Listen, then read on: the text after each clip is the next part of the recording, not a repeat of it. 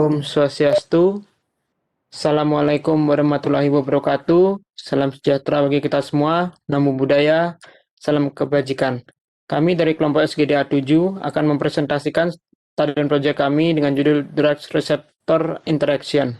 Next. Berikut nama anggota kelompok SGDA 7.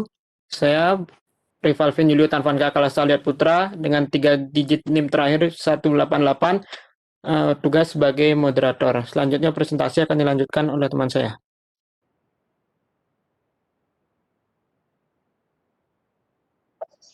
Baik, perkenalkan nama saya Komang Nadi Adi Himawan dengan 3 digit NIM terakhir 185. Apa sih itu obat? Obat sendiri merupakan suatu senyawa molekul yang mengandung zat kimia yang memberikan dampak atau pengaruh terhadap fungsi fisiologi tubuh ketika mengalami suatu penyimpangan. Nah, hal ini saya dapat dari jurnal Wikita 2017. Kemudian selain itu juga dalam melakukan fungsinya, obat juga memerlukan adanya sifat khusus yang membuat obat tersebut dapat bekerja dengan baik terhadap sebuah reseptor. Selanjutnya akan dilanjutkan oleh teman saya. Baik, di sini saya akan lanjutkan. Perkenalkan, nama saya Nirmala Putri dengan 3 digit NIM terakhir 179. Nah, di mana reseptor ini merupakan komponen makromolekul sel membawa pesan dan berinteraksi dengan senyawa kimia endogen. Nah, di mana reseptor mampu berinteraksi dengan obat atau metabolik obat sebagai protein spesifik yang terdapat di dalam tubuh manusia. Nah, di mana interaksi yang terjadi antar obat dengan reseptor dapat bersifat reversibel. Nah, interaksi antar obat dengan reseptor sangat penting untuk dilakukan dikarenakan untuk menghasilkan efek terapeutik pada obat dan memaksimalkan kerja dari obat tersebut terhadap kerja fungsi tubuh. Selanjutnya akan dilanjutkan oleh teman saya.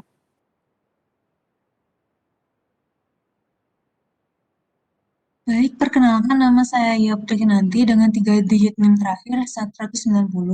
Sini saya akan menjelaskan rumusan masalah yang kami angkat, yaitu yang pertama, bagaimana interaksi reseptor terhadap obat.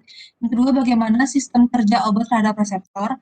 Ketiga, bagaimana pengaruh obat terhadap tubuh. Selanjutnya akan dilanjutkan oleh teman saya.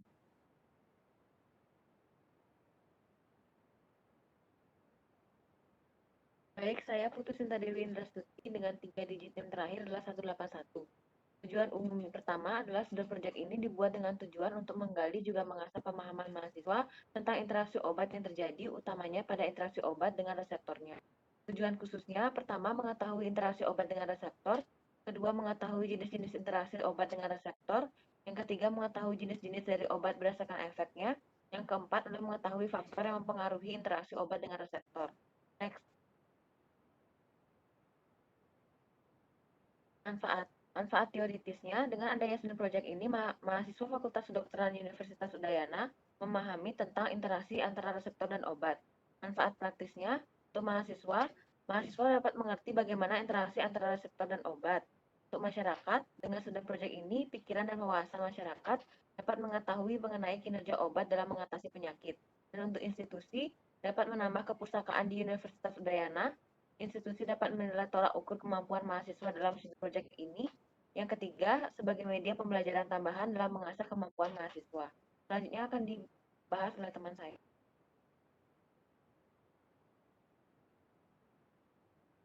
Baik, perkenalkan nama saya Karisma Rianti Arifin dengan nomor digit terakhir 191. Di sini saya akan menjelaskan tentang reseptor dan obat. Jadi, reseptor ini ialah komponen khusus sel yang dapat berinteraksi dengan obat dan hasil dari interaksi akan menimbulkan serangkaian peristiwa yang pada akhirnya menimbulkan efek, di mana obat yang mengaktifkan reseptor yang berikatan dengan reseptor itu disebut dengan agonis.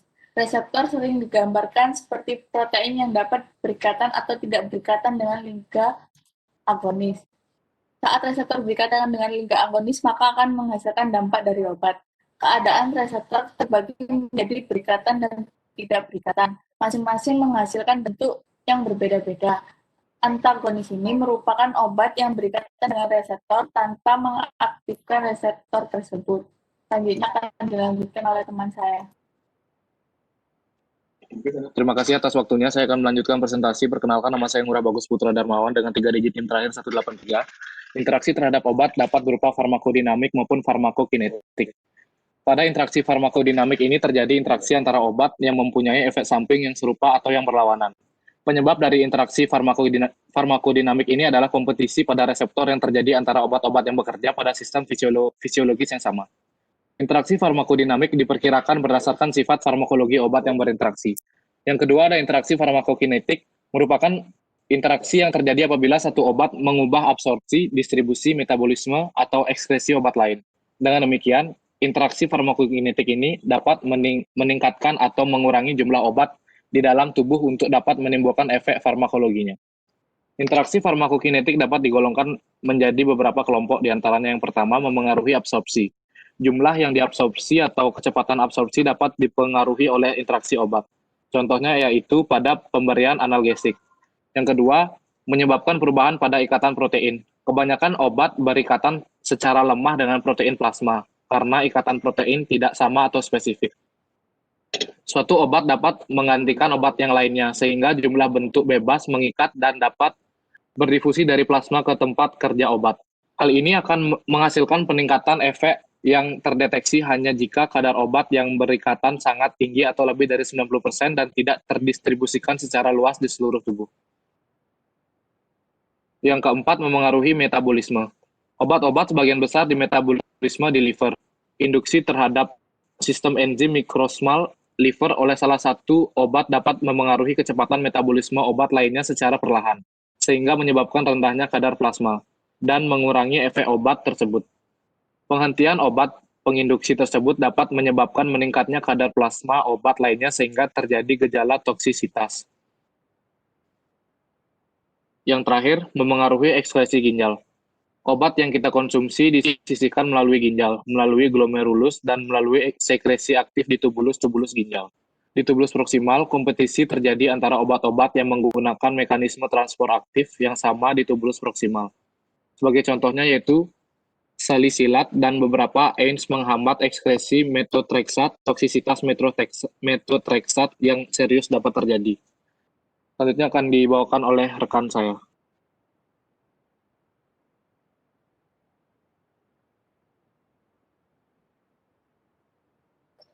Baik, terima kasih atas waktunya. Sebelumnya, perkenalkan nama saya Kadera Tamilasari dengan 3 digit NIM terakhir 180. Saat ini saya akan menjelaskan mengenai kerja obat terhadap reseptor. Jadi, prosedur kerja obat umumnya muncul karena hubungan obat menggunakan reseptor di sel suatu organisme. Nah, hubungan obat dengan reseptornya ini mencetuskan perubahan biokimiawi dan fisiologi yang artinya respon khas bagi obat tersebut. Nah, reseptor obat ialah komponen makromolekul fungsional yang meliputi dua konsep krusial. Pertama, bahwa obat dapat mengubah kecepatan kegiatan faal tubuh. Kedua, bahwa obat tidak menimbulkan suatu fungsi baru, tetapi hanya memodulasi fungsi yang telah ada. Nah, selanjutnya, itu reseptor obat struktur kimia suatu obat berhubungan menggunakan aktivitasnya terhadap reseptor dan aktivitas intrinsiknya. Nah, akibatnya terjadi perubahan kecil pada molekul obat. Misalnya perubahan stereoisomer dapat menimbulkan perubahan besar dalam sifat farmakologinya. Pengetahuan tentang hubungan struktur kegiatan berguna dalam taktik pengembangan obat baru, buatan obat yang rasio terapinya lebih baik, atau sintesis obat yang selektif terhadap jaringan tertentu. Nah, dalam keadaan eksklusif, molekul reseptor berinteraksi secara erat dengan protein seluler lain menghasilkan sistem reseptor-efektor sebelum menyebabkan respon. Nah, selanjutnya, transmisi frekuensi biologis, penghantaran sinyal biologis, merupakan proses yang menyebabkan suatu substansi ekstraseluler yang menyebabkan suatu respon seluler fisiologinya yang spesifik. Nah, sistem hantaran ini dimulai menggunakan pendudukan reseptor yang terdapat di membran sel atau sitoplasma oleh transmitter. Nah, kebanyakan messenger ini bersifat polar. Suatu transmitter reseptor yang ada di membran sel artinya katekolamin, TRH, dan LH. Sedangkan reseptor yang ada pada sitoplasma artinya steroid atau adenal, serta gonadal, tiroksin, serta vitamin D. Nah, interaksi obat reseptor ikatan di antara obat serta reseptor misalnya ikatan substrat menggunakan enzim, biasanya artinya ikatan lemah atau ikatan ion hidrogen, hidrofibik, dan van der Waals, serta berupa ikatan kovalen. Selanjutnya akan dijelaskan oleh teman saya. Baik, sebelumnya perkenalkan nama saya Julissa Wulandari dengan NIM dikit terakhir 176. Di sini saya akan menjelaskan tentang pengaruh obat terhadap tubuh. Yang pertama, berikut adalah yang timbul jika kita mengkonsumsi obat kimia dengan jangka waktu yang panjang. Yang pertama ada masalah jantung. Banyak obat yang disalahgunakan seperti kokain dapat menyebabkan masalah seperti tekanan darah tinggi dan serangan jantung. Yang kedua adalah masalah paru-paru dan pernafasan. Yang pertama, dapat menimbulkan efek merokok dapat menyebabkan penyakit seperti kanker dan emfisema, penyakit paru-paru yang menyakitkan. Yang kedua, obat heroin dan pereda nyeri bisa membuat berhenti bernafas. Yang ketiga, beberapa obat dapat melukai paru-paru dan saluran udara atau menghentikan pernafasan. Yang ketiga adalah masalah hati, yaitu yang pertama alkohol dapat menyebabkan penyakit hati. Yang kedua HIV atau AIDS atau hepatitis. Yang ketiga, penyuntikan obat dengan jarum dapat melukai pembuluh darah. Dan yang terakhir, menggunakan jarum suntik yang kotor dapat menyebabkan HIV atau AIDS dan hepatitis. Yang keempat, ada masalah perut, yaitu obat-obatan kokain, heroin, dan obat pereda nyeri dapat membuat sakit perut maupun membuat muntah. Yang kelima, yaitu masalah ginjal. Kebanyakan obat-obat seperti kokain dan heroin dapat melukai ginjal. Jika ginjal berhenti bekerja, maka akan menimbulkan kematian. Selain obat kimia, terdapat juga obat tradisional. Obat tradisional itu adalah obat yang komposisinya berasal dari sebagian besar atau seluruhnya itu berasal dari tumbuh-tumbuhan. Obat herbal sendiri itu memiliki efek samping bagi tubuh yaitu metabolisme yang buruk, sakit kepala, gangguan fungsi hati, dan lain-lain. Selanjutnya akan dilanjutkan oleh rekan saya. Terima kasih atas waktunya. Di sini saya perkenalkan nama saya Putu Primarita Nyaswari dengan 3 digit terakhir 186. Saya menjelaskan tentang klarifikasi obat berdasarkan efek. Secara umum, obat-obatan adiktif dapat digolongkan sebagai stimulan, depresan, halusinogen, opioid, inhalasia, dan kanabis. Ini berasal dari SCLAR. Selanjutnya, 6 klasifikasi obat ini memisahkan zat dengan cara mereka berinteraksi dengan otak. Yang pertama adalah stimulan. Stimulan adalah golongan obat yang meningkatkan aktivitas sistem saraf pusat dan memblokir pengambilan ulang neurotransmitter norepinefrin dan dopamin. Norepinefrin ini meningkatkan gairah, memori, dan perhatian, sementara dopamin memperkuat kecenderungan seseorang terhadap rangsangan positif. Yang selanjutnya yaitu depresan. Depresan adalah obat yang mengganggu aktivitas sistem saraf pusat dengan meningkatkan efek GABA, neurotransmitter yang menghambat konektivitas antar neuron. 2 subkategori depresan resep ini adalah benzodiazepin dan barbiturat. Nah, depresan ini berpotensi menyebabkan kecanduan dan overdosis dan dapat menyebabkan efek samping seperti bicara tidak jelas, pusing, dan kehilangan koordinasi. Yang selanjutnya adalah halusinogen. Halusinogen adalah obat pengaruh pikiran yang menyebabkan persepsi palsu tentang kenyataan. Halusinogen ini memengaruhi tingkat serotonin otak, di mana itu neurotransmitter yang mengatur kognisi dan memori. Beberapa halusinogen juga menyebabkan efek disosiatif dengan mengganggu fungsi neurotransmitter glutamat rangsang. Sekian dari saya, selanjutnya dilanjutkan dengan rekan saya. Terima kasih. Baiklah, perkenalkan nama saya Bagus Dani Suara dengan 3 digit NIM terakhir 182. Selanjutnya, saya akan menjelaskan mengenai opioid. Opioid adalah obat yang berasal secara alami dari tanaman Opium poppy. Opioid memblokir sensasi nyeri dengan mengikat reseptor opioid otak. Dokter meresepkan opioid untuk mengobati nyeri sedang hingga parah. Opioid juga menyebabkan sedasi dan euforia yang hebat. Selanjutnya ada inhalasia. Efek awalnya itu mirip dengan anestesi, stimulasi, disinhibisi, dan euforia. Sensasi ini dapat diikuti oleh halusinasi dan kemudian depresi umum termasuk bicara cadel dan gaya berjalan yang terganggu, pusing, disorientasi, dan kantuk atau tidur dalam hitungan detik hingga menit. Kelelahan dan tidur seringkali membatasi derajat keracunan. Inhalasia memiliki berbagai efek pada pelepasan neurotransmitter dan reseptor dengan beberapa tindakan seluler yang serupa dengan depresan lain seperti benzodiazepin, alkohol, dan barbiturat. Selanjutnya ada kanabis atau yang biasa disebut dengan ganja. Ganja merusak perkembangan kognitif atau kemampuan belajar, termasuk proses asosiatif, kemampuan mengingat item yang dipelajari sebelumnya. Seringkali terganggu saat kanabis digunakan selama periode pembelajaran dan mengingat. Selain itu, ganja merusak kinerja psikomotorik dalam berbagai macam tugas seperti koordinasi motorik, perhatian yang terbagi, dan tugas operasi dari berbagai jenis. Selanjutnya akan dijelaskan oleh rekan saya.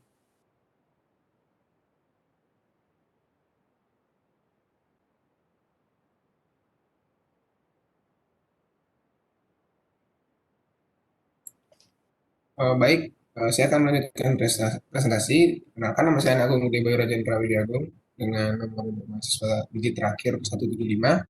Saya akan menjelaskan tentang faktor-faktor yang mempengaruhi adanya ikatan antara obat dan reseptor. Jadi ada salah satu interaksi obat yang non spesifik.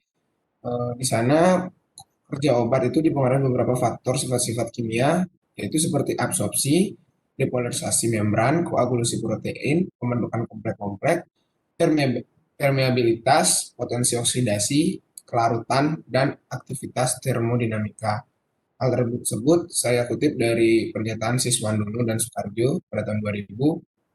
Selain itu juga ada faktor seperti pertuzumab yang merupakan MAB, rekombinan humanisasi yang diarahkan terhadap HER2 melalui tahapan pelaksanaan aksi yang berbeda dari trastuzumab. Lalu ada rilotumumab yang merupakan rilotumumab antibodi non-oklonal pada manusia yang berpengaruh sepenuhnya dengan pertumbuhan hepatosit dan ligan bereseptor MET. Hal tersebut saya kutip dari pernyataan Lukas pada tahun 2018. Mungkin sekian dari saya, selanjutnya akan dilanjutkan oleh teman saya.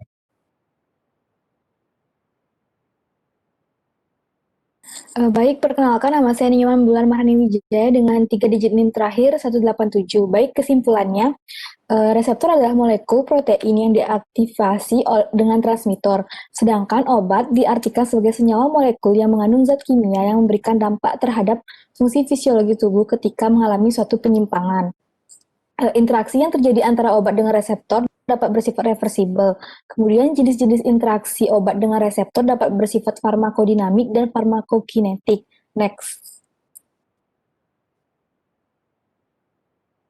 Reseptor suatu molekul obat berinteraksi membentuk suatu kompleks yang reversibel sehingga menimbulkan respon yaitu agonis, antagonis, berlawanan parsial, dan reseptor cadangan. Dan pengaruh obat terhadap tubuh jika dikonsumsi dengan jangka panjang akan timbul yaitu masalah jantung, paru-paru, pernapasan, perut, hati, dan ginjal. Dan macam-macam jenis obat digolongkan sebagai stimulan, depresan, halusinogen, opioid, inhalansia, dan ganja. Selanjutnya akan dilanjutkan oleh teman saya.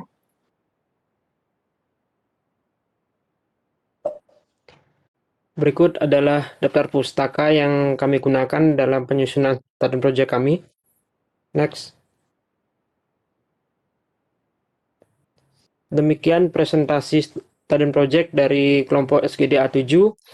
Kami mohon maaf apabila ada kesalahan yang sengaja maupun tak disengaja. Om Santi Santi Santi Om. Wassalamualaikum warahmatullahi wabarakatuh. Om Namo Buddhaya, salam sejahtera bagi kita semua, dan salam kebajikan.